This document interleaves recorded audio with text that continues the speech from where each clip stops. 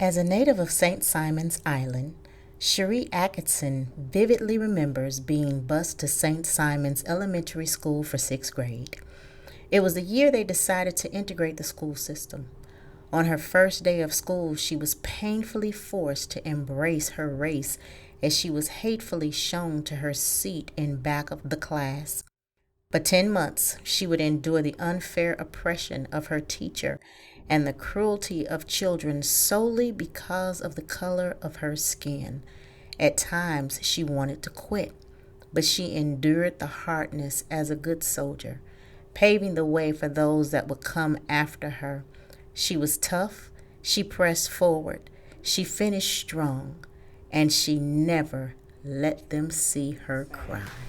I never noticed that people's skin tones are different, like in here, until I was the first black female to go to St. Simon's Elementary.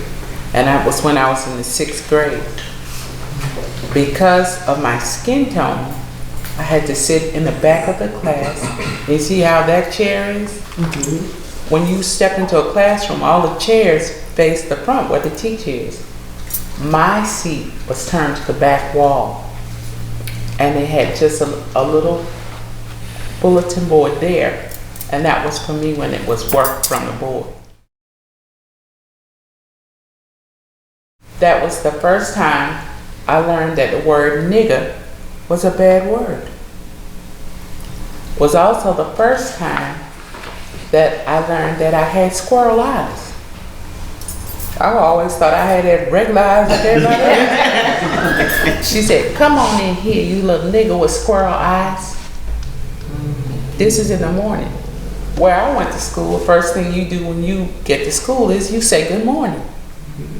They didn't do that at St. Simon's Elementary.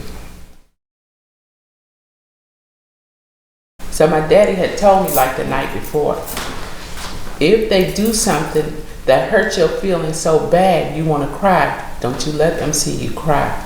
So on down the hall, maybe 3 doors over, was a class taught by a lady named Cynthia Lee. She lived on my street. She came by and she saw me. She said, "Come here." She said, "You so puffed up, what you about to crack? Don't tell me you're going to do that East song in front of these people. They don't know you." I said, "I want out." She called me nigger. And she said I had squirrel eyes. She said, "Don't think of that. What did your granddaddy tell you in the rest of the Sunday school class when he was talking to me?" Well, he used to wait under the tree in the backyard with a little cup on Sunday morning. Granddaddy said, "It doesn't matter what they say, what you have in your head, they didn't put it there and they can't get it out unless you tell them. So you keep thinking of thoughts in your head." And I thought about that thing.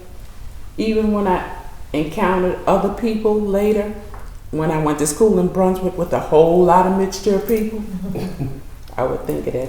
It's in my head. But they taught us in segregated school enough information to be in the 8th grade. So it didn't matter what they said. No matter what answer you put on the paper, they still put a red X on it. I had never gotten an X because I knew I was going to get a switch when I got home. She couldn't break me because what I was taught before. And that was from Sunday school and at home. And then it was surrounded by love. So it didn't matter what she said or what she tried to do. So it taught me humility if nothing else.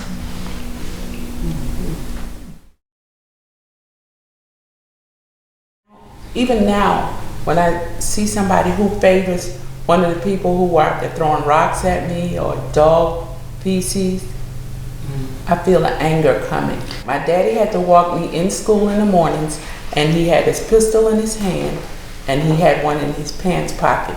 And I walked on the side where he didn't have one in his pocket.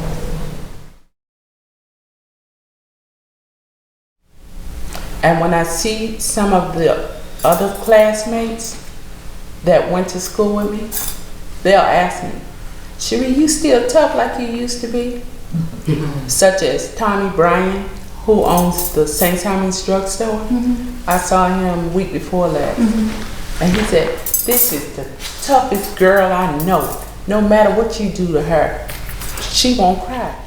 The road to success is paved with many tears, heartbreaks, and disappointments.